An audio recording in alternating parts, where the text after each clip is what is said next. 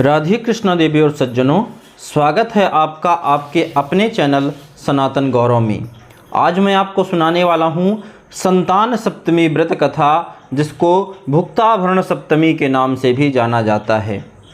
एक दिन महाराज युधिष्ठिर ने प्रजाजनों के हितार्थ भगवान से कहा कि हे प्रभु, कोई ऐसा उत्तम व्रत बताइए जिसके प्रभाव से मनुष्यों के सांसारिक दुख क्लेश दूर हों और वे पुत्र एवं पौत्रवान हों।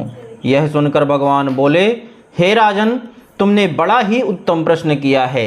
यह संसार नाना प्रकार के दुखों से भरा है। मैं तुमको एक पौराणिक इतिहास सुनाता हूँ, ध्यानपूर्वक सुनो।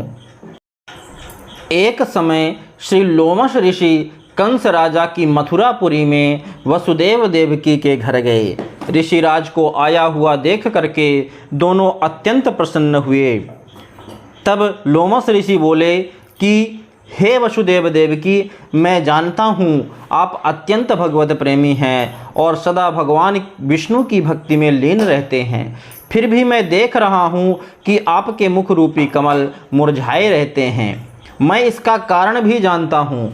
लोमश ऋषि ने कहा कि हे देवकी, दुष्ट दुराचारी कंस ने तुम्हारे कई पुत्र मार डाले हैं, जिनके कारण तुम्हारा मन अत्यंत दुखी रहना स्वाभाविक है। इसी प्रकार हे देवकी, कभी राजा नहुष की पत्नी चंद्रमुखी भी दुखी रहा करती थी। जब उसने संतान सप्तमी का व्रत विधि विधान सहित किया तो उसके प्रताप से उसको संतान का सुख प्राप्त हुआ। यह सुनकर देवकी ने हाथ जोड़कर मुनि से कहा कि हे ऋषिराज, कृपा करके उस रानी चंद्रमुखी का संपूर्ण वृत्तांत तथा इस व्रत का विधान विस्तार सहित मुझे भी बतलाइए, जिससे मैं भी इस दुख से छुटकारा पाऊं। लोमश ऋषि ने कहा कि हे देवकी, अयोध्या के राजा नहुष थे। उनकी पत्नी चंद्रमुखी अत्यंत सुंदरी थी। उसी नगर में विष्णुगुप्त नाम का एक ब्राह्मण भी रहता था। उसकी स्त्री का नाम भद्रमुखी था। वह भी अत्यंत रूपवान एवं सुंदरी थी। रानी और इस ब्राह्मणी में अत्यंत प्रेम था। एक दिन वे दोनों सरयू नदी में स्नान करने के निमित्त गईं। वहां उन्होंने देखा कि अन्य बहुत सी स्त्रियां सरयू नदी में स्नान करके निर्मल वस्त्र पहनकर एक मंडप में श्री शंकर एवं पार्वती जी की मूर्ति स्थापित करके उनकी पूजा कर रही हैं। रानी और ब्राह्मणी यह देखकर उस मंडप में गईं और उन स्त्रियों से पूछा, हे बहनों, तुम महादेव और पार्वती का किस कारण से पूजन व्रत कर रही हो? यह सुनकर स्त्रियों ने कहा कि हम संतान सप्तमी का व्रत संतान प्राप्ति हेतु कर रही हैं। अभी हमने शिव पार्वती का पूजन चंदन अक्षत आदि षोडशोपचार विधि से किया है। यह सब इसी पुनीत व्रत का विधान है। व्रत की विधि उनसे ज्ञात कर रानी और ब्राह्मणी ने भी इस व्रत के करने का मन ही मन संकल्प किया और घर वापस लौट आईं। अब वह ब्राह्मणी भद्रमुखी तो इस व्रत को नियम पूर्वक करती रही, किंतु रानी चंद्रमुखी राजमद के कारण कभी इस व्रत को करती, कभी ना करती, कभी असावधानी के साथ इसे भुला देती। कुछ समय बाद वे दोनों ही मर गईं। दूसरे जन्म में रानी ने बंदरिया और ब्राह्मणी ने मुर्गी की योनि पाई। ब्राह्मणी मुर्गी की योनि में भी पिछले जन्म की बात नहीं भूली थी और भगवान शंकर तथा पार्वती जी का ध्यान करती। उधर रानी बंदरिया की योनि में सब कुछ भूल गई। थोड़े समय बाद इन दोनों ने यह देह भी त्याग दी। अब इनका तीसरा जन्म पुनः मनुष्य योनि में हुआ। उस ब्राह्मणी ने तो एक ब्राह्मण के यहाँ कन्या के रूप में जन्म लिया तथा रानी को एक राजा के यहाँ राजकन्या के रूप में जन्म मिला। उस ब्राह्मण कन्या का नाम भूषणा देवी रखा गया तथा विवाह के योग्य होने पर उसका विवाह गोकुल निवासी अग्निमील नामक एक ब्राह्मण से कर दिया गया। भूषणा देवी इतनी सुंदर थी कि वह आभूषण रहित होते हुए भी अत्यंत सुंदर लगती थी। इतनी सुंदर कि कामदेव की पत्नी रति भी उसके सम्मुख ल जाती थी। भूषणा देवी के अत्यंत सुंदर सर्वगुण संपन्न चंद्रमा के समान धर्मवीर, कर्मनिष्ठ, सुशील स्वभाव वाले 8 पुत्र उत्पन्न हुए।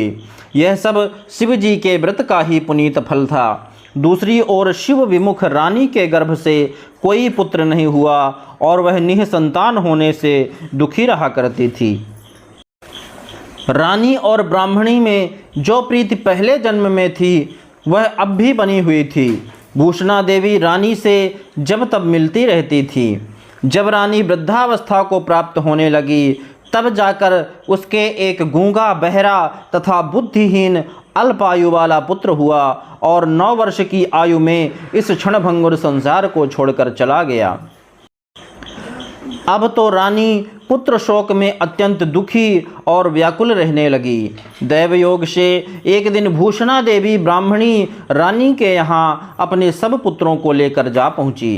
रानी का हाल सुनकर उसे बहुत दुख हुआ, किंतु इसमें किसी का क्या वश।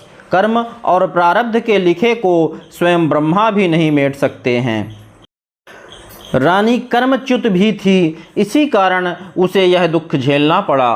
रानी उस ब्राह्मणी के ऐसे वैभव और 8 पुत्रों को देखकर मन में ईर्ष्या कर उठी तथा उसके मन में पाप उत्पन्न हो गया। ब्राह्मणी ने रानी का संताप दूर करने के निमित्त अपने 8 पुत्र रानी के पास छोड़ दिए और अपने घर चली आई। रानी ने पाप के वशीभूत होकर उन ब्राह्मण पुत्रों की हत्या करने के विचार से लड्डू में विष मिलाकर उनको भोजन करा दिया। सबने प्रसन्न हो भोजन पा लिया, परंतु भगवान शंकर की कृपा से एक बालक की भी मृत्यु नहीं हुई। यह देखकर तो रानी अत्यंत आश्चर्यचकित हो गई और इस रहस्य का पता लगाने का विचार किया। भगवान की पूजा सेवा से निवृत्त होकर एक दिन जब भूषणा देवी आई तो रानी ने उससे कहा कि मैंने तेरे पुत्रों को मारने के लिए विष मिलाकर लड्डू खिला दिए, किंतु इनमें से एक भी नहीं मरा। तुमने ऐसा कौन सा दान पुण्य व्रत किया है जिसके कारण तेरे ये पुत्र नहीं मरे और तू नित्य सुख भोग रही है? तू बड़ी सौभाग्यवती है। इस सब का भेद तू निष्कपट होकर मुझे समझा। मैं तेरी बड़ी ऋणी रहूँगी। रानी के ऐसे दीन वचन सुनकर भूषणा ब्राह्मणी कहने लगी, हे रानी सुनो, तुमसे 3 जन्म का हाल कहती हूँ, सो ध्यानपूर्वक सुनना। पहले जन्म में तुम राजा नहुस की पत्नी थी और तुम्हारा नाम चंद्रमुखी था। मेरा नाम भद्रमुखी था और मैं ब्राह्मणी थी। तुम अयोध्या में रहते थे और मेरी तेरी बड़ी प्रीति थी। एक दिन हम तुम दोनों सरयू नदी में स्नान करने गए और दूसरी स्त्रियों को संतान सप्तमी का उपवास शिव जी का पूजन अर्चन करते देखकर हमने तुमने भी इस उत्तम व्रत को करने की प्रतिज्ञा की थी, किंतु तुम राजमद के कारण सब भूल गई और झूठ बोलने का तुमको दोष लगा, जिसे तुम आज तक भोग रही हो। मैंने इस व्रत को आचार विचार सहित नियम पूर्वक सदैव किया और आज भी करती हूँ। दूसरे जन्म में तुमको बदरिया का जन्म मिला तथा मुझे मुर्गी की योनि मिली। भगवान शंकर की कृपा से इस व्रत के प्रभाव तथा भगवान नाम को मैं इस जन्म में भी न भूली और निरंतर इस व्रत को नियमानुसार करती रही। तुम अपने इस संकल्प को इस जन्म में भी भूल गई। मैं तो समझती हूँ कि तुम्हारे ऊपर यह जो भारी संकट है उसका एकमात्र यही कारण है और दूसरा कोई कारण नहीं हो सकता है। इसीलिए मैं कहती हूँ कि तुम अब भी इस संतान सप्तमी के व्रत को नियम से करो तो कदाचित तुम्हारा संकट दूर हो जाए। लोमश ऋषि ने कहा, हे देवकी, भूषणा ब्राह्मणी के मुख से अपने पूर्व जन्म की कथा तथा व्रत के संकल्प की बात सुनकर रानी को भी पुरानी बातें याद आ गई और वह पश्चाताप करने लगी।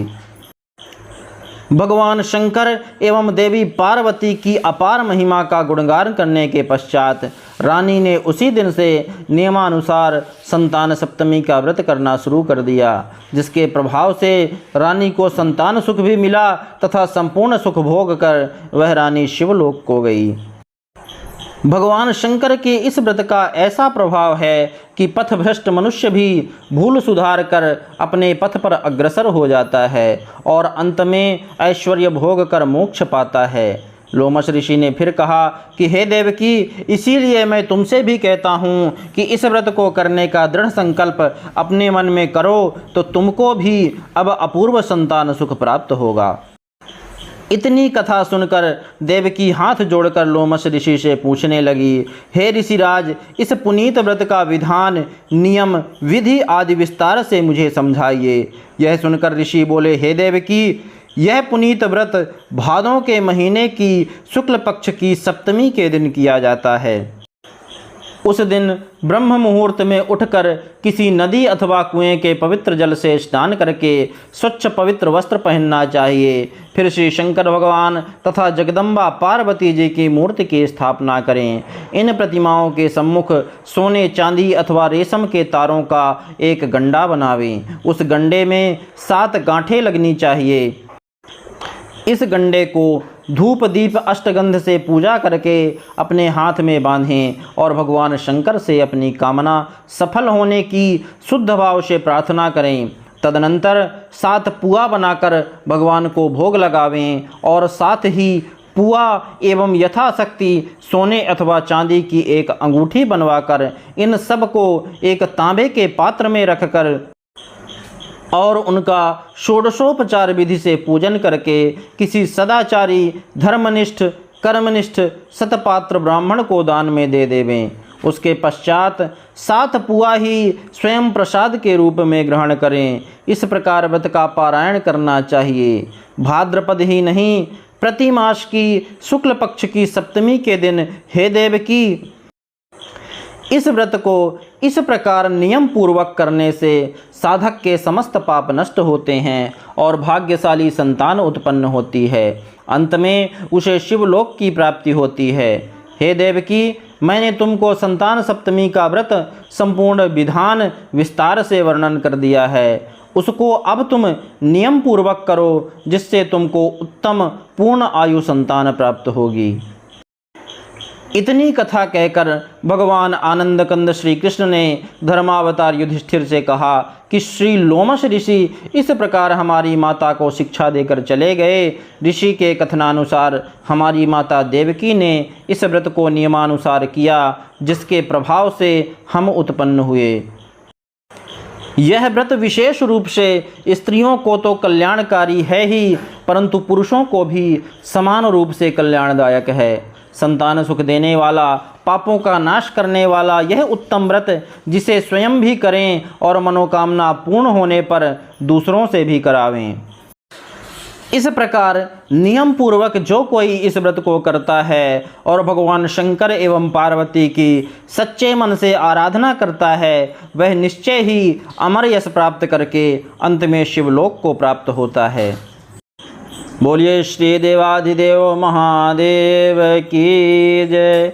जगज्जननी माता पार्वती की जय।